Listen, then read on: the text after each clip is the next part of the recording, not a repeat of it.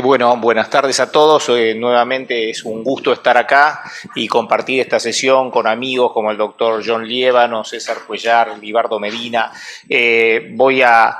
tratar de resumir en 3 puntos, de acuerdo a lo que me parece más relevante en la actualidad, el rol del ATAC multicorte en la planificación del cierre de orejuela izquierda versus anticoagulantes de acción directa y comparación entre dispositivos.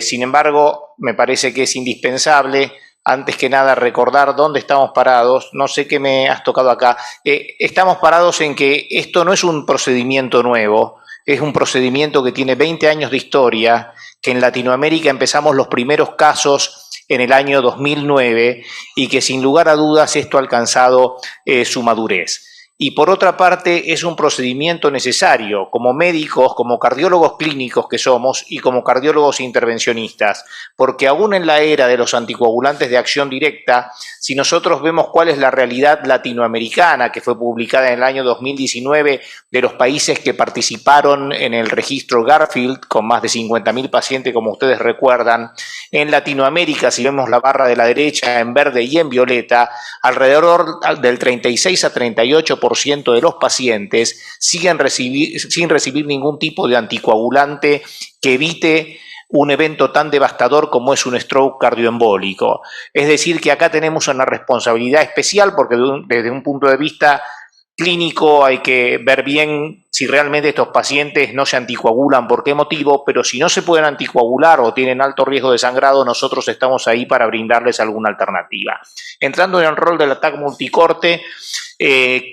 hay muchas cosas que hemos aprendido a lo largo de los años. Cuando empezamos esto, cómo seleccionábamos el tamaño del dispositivo, el ecocardiografista nos hacía su evaluación en diferentes vistas, habitualmente 4 vistas, y después correlacionábamos con lo que hacíamos en la sala de hemodinamia, haciendo una angiografía cuantitativa para medir el cuello y para medir la zona de aterrizaje del dispositivo. Pero mucho aprendimos del TAVI, donde cuando inicialmente, antes de usarse sistemáticamente la tomografía multislice, se dimensionaba el tamaño de la válvula al tamaño, digamos, medido por eco transesofágico, teníamos una mayor incidencia de leaks porque evidentemente, como se ve a la izquierda, por más cortes que se haga en un eco transesofágico en diferentes vistas, en una estructura elíptica, como suele ser la boca de la orejuela auricular izquierda, un poco menos elíptica el cuello de la orejuela auricular izquierda, es muy probable, como ocurría con el TAVI, que subestimemos cuál es el diámetro mayor. En cambio, la tomografía multicorte, todos sabemos que a través de la reconstrucción multiplanar nos permite obtener diámetros derivados del perímetro, conocer exactamente el índice de excentricidad, diámetro mayor, diámetro menor, circunferencia, y eso claramente se demostró ya en el año 2017 en este estudio del doctor Ole de Backer, donde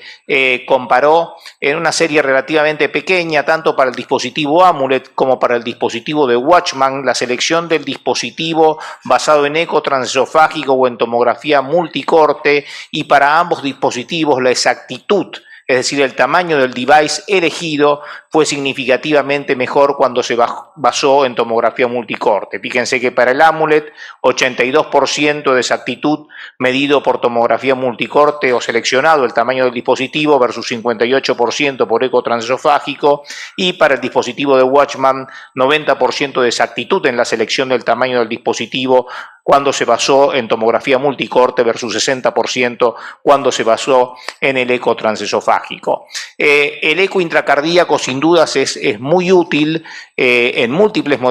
procedimientos estructurales, pero la penetración en cierre de orejuela, en su uso en cierre de orejuela en el mundo es de alrededor del 5%, y probablemente todavía tengamos algunas limitaciones en lo que es la planificación. Quizás se puede usar para guiar el procedimiento, pero la planificación debe haber sido hecha mediante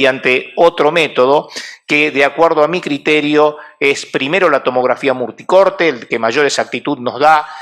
luego el eco transesofágico, y no deberíamos usar para planificar el eco intracardíaco. Y esto ya se conoce desde hace muchos años. Ya en el 2008 en un TCT las virtudes de la tomografía multicorte para la selección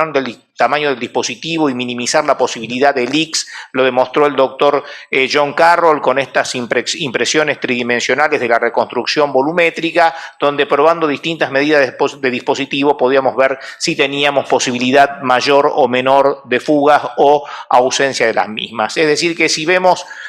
cuáles son las virtudes del ATAC multicorte en la planificación de este tipo de dispositivo en sentido horario, la mayor exactitud en las mediciones de las estructuras, en este caso la orejuela, la planificación del sitio de punción transeptal, la posibilidad de fusión de imagen, incluso la posibilidad mediante, como vamos a ver después, sistemas de inteligencia artificial, de ver cómo quedarían diferentes dispositivos y diferentes tamaños, cuál es la proyección óptima de trabajo y la reconstrucción tridimensional si fuera necesaria. Este es un ejemplo de un paciente habitual, también poder ver la relación con estructuras como la arteria circunfleja. Este es el procedimiento y en el seguimiento a los 45 días nos permite ver con mucha exactitud la ausencia de flujo, la ausencia de cualquier tipo de leak y sellado completo de la orejuela auricular izquierda y la ausencia también de imágenes compatibles con trombo relacionado al procedimiento. Simplemente para compartir un ejemplo con ustedes de qué virtud vemos en la práctica cotidiana una paciente con un CHA2-VASc muy elevado y con un alto riesgo de sangrado que nos la derivaron para un cierre de orejuela auricular izquierda. La reconstrucción multiplanar nos permite evaluar perfectamente bien la boca elíptica y el cuello más circular y tener las mediciones apropiadas de esta orejuela, y nosotros usamos habitualmente a través del programa de medición de venas pulmonares con el programa del IntelSpace de Philips, las mediciones de la boca y del cuello, de la landing zone. Fíjense ustedes que tenemos un diámetro máximo a nivel de la boca de 27, que es elíptica, con un diámetro derivado de 23 milímetros y un diámetro de 19 milímetros promedio a nivel del cuello. Tenemos nuevamente acá en el corte coronal la morfología de la orejuela y la reconstrucción volumétrica que nos permite ver bien qué aspecto tiene, y acá ya estamos en el procedimiento, la punción transeptal, como siempre tratamos de hacerla inferior y posterior, y ahí el ecocardiografista que nos va a guiar realiza sus mediciones, que en este caso mide una landing zone de 13 milímetros en diferentes vistas. Es decir, que si nosotros hacemos la angiografía, no hacemos más medición mediante la angiografía, la oblicua derecha craneal, que es la que para un dispositivo Amulet siempre nos muestra mejor elongado el cuello, la oblicua derecha caudal, y simplemente vemos que es una orejuela bastante amigable para poder cerrarse, pero toda esta información la teníamos previamente. Si nosotros elegimos el tamaño del dispositivo en este sizing chart, basados en el eco transesofágico, después de haber hecho ya la medición, por supuesto, de la presión en la aurícula izquierda y ver que tenemos una precarga apropiada, en este caso hubiéramos seleccionado un dispositivo de 18 milímetros. Sin embargo, el diámetro del disco es de 24, es decir, que para lo que habíamos visto en TAC Multi-Slice, que teníamos un diámetro mayor de 27 milímetros, sin duda íbamos a dejar un espacio para tener un leak. Si nosotros nos basamos en las mediciones hechas por la tomografía multicorte, estamos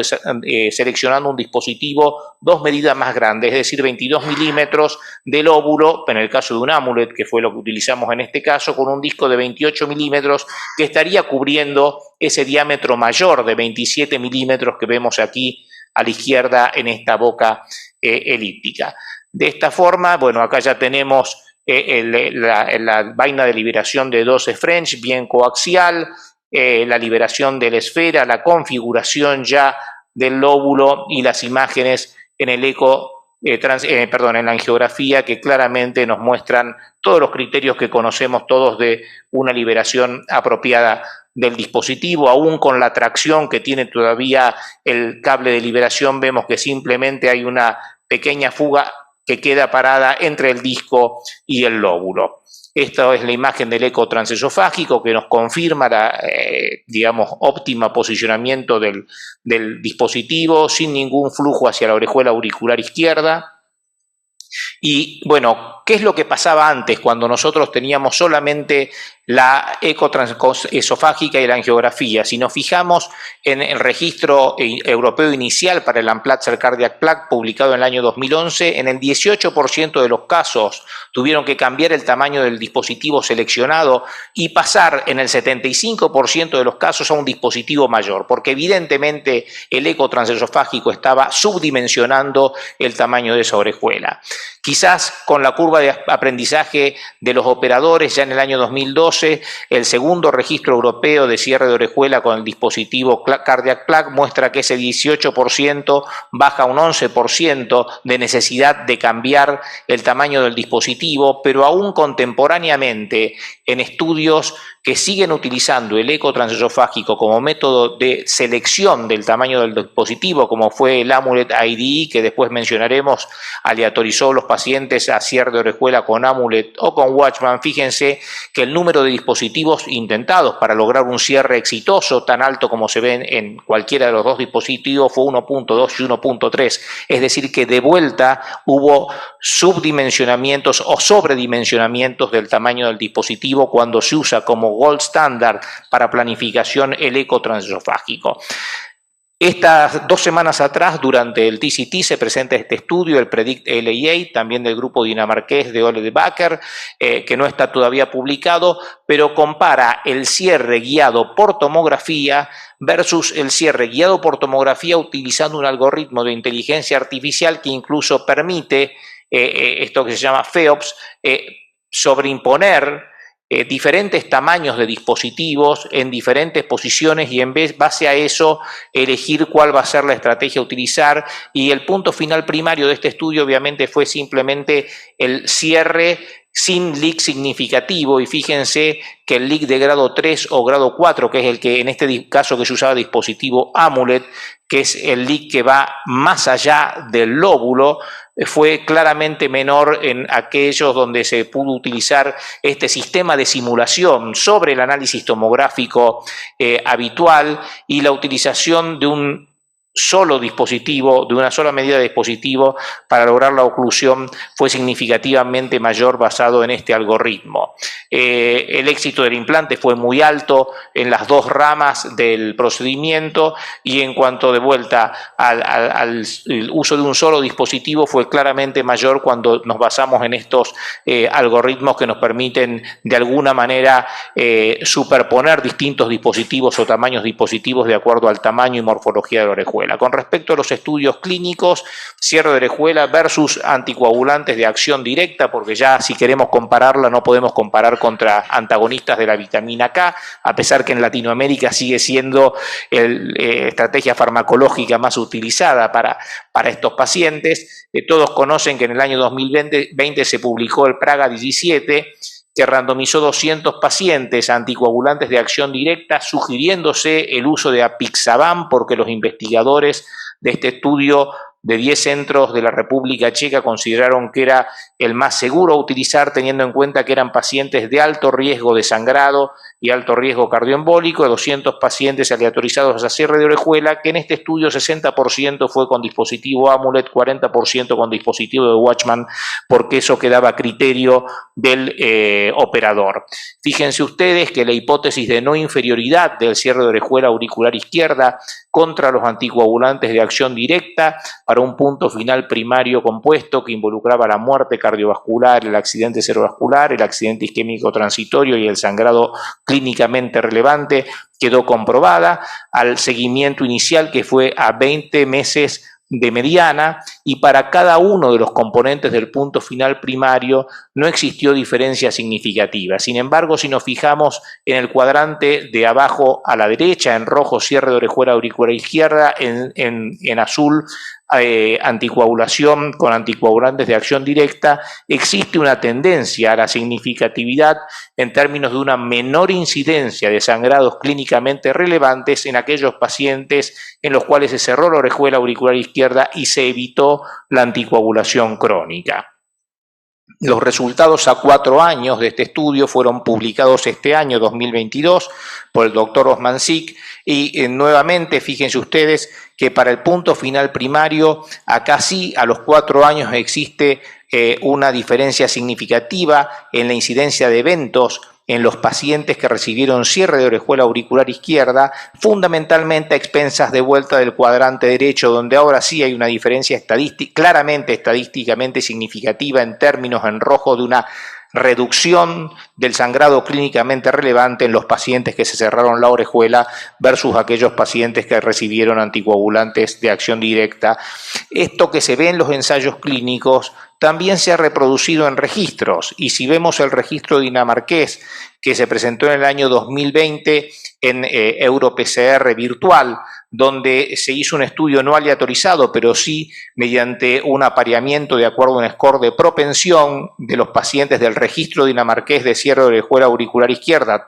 del registro dinamarqués de fibrilación auricular, tratados con DOACs, 1.100 pacientes versus 1.000 pacientes del estudio del registro AMULET, todos de alto riesgo cardioembólico y todos con alto riesgo de sangrado. Fíjense ustedes, en rojo cierre de orejuela, en azul anticoagulantes de acción directa. A 2 años de seguimiento existe una clara reducción de la tasa de sangrado mayor a favor del cierre de orejuela auricular izquierda. Hay múltiples estudios en curso, ya no en pacientes con alto riesgo de sangrado, sino en pacientes de bajo riesgo de sangrado, del cierre de orejuela versus los anticoagulantes de acción directa, y también del cierre de orejuela asociado a la ablación por radiofrecuencia de la fibrilación auricular, como es el estudio Champion. Con relación a la comparación entre dispositivos, 3 diapositivas simplemente. Este es el único estudio randomizado que hay, que fue publicado y presentado el año pasado, que aleatorizó casi 1.000 pacientes a cierre de orejuela con AMULET versus cierre de orejuela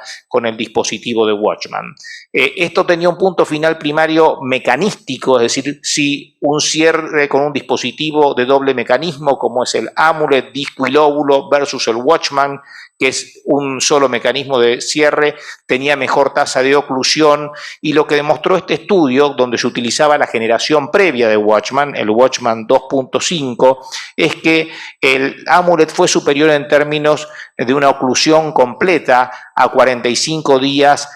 con eco transesofágico. Sin embargo, los puntos finales más relevantes, que son los puntos finales clínicos, a 1 año de seguimiento no hubo diferencia en cuanto a seguridad entre uno y otro dispositivo, y tampoco hubo diferencia en cuanto a efectividad en términos de prevención de stroke cardioembólico, embolia sistémica o muerte entre un dispositivo o el otro. Hay que ser honestos que hoy en día la comparación debería ser contra el Watchman Flex, que seguramente se van a referir a posteriori, que tiene más virtudes que el Watchman original en términos de sellado completo, si tenemos en cuenta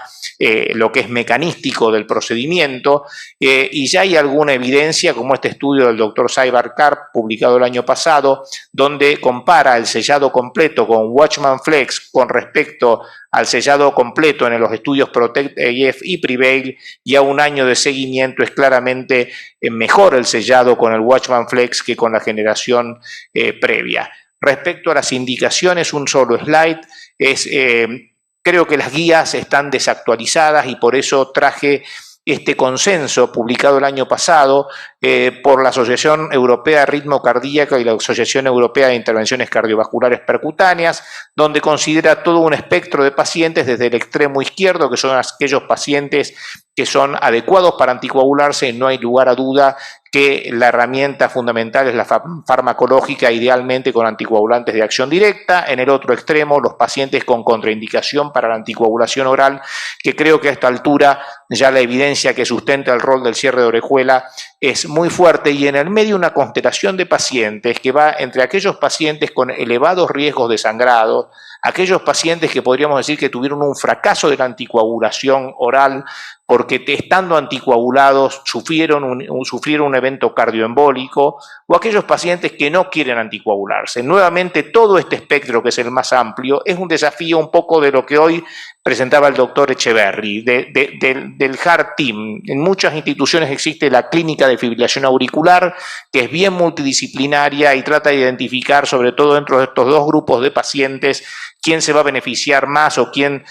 no se va a adherir a la anticoagulación y conviene cerrar la orejuela izquierda. En conclusiones y tratando de estar en tiempo, creo que por lo que revisamos, el cierre percutáneo de la orejuela auricular izquierda se ha consolidado como una alternativa válida para la prevención de la cardioembolia relacionada a la fibrilación auricular. Como vimos, diferentes registros contemporáneos del manejo de la anticoagulación oral muestran que aún en la era de los nuevos anticoagulantes existe la necesidad de una alternativa no farmacológica para prevenir nuevamente un evento tan devastador como es un stroke relacionado a la fibrilación auricular. Vimos que existe una evidencia creciente y consistente de estudios randomizados con seguimiento a largo plazo y registros multicéntricos que apoyan fuertemente el cierre de la orejuela auricular izquierda como una alternativa a la anticoagulación, aún ante la disponibilidad de los nuevos anticoagulantes orales y, como vimos inicialmente, la utilización de nuevas técnicas de imagen aportan información fundamental para optimizar la planificación y el éxito del procedimiento. Nuevamente, muchas gracias y es un gusto estar en Bucaramanga y en Colombia con todos ustedes.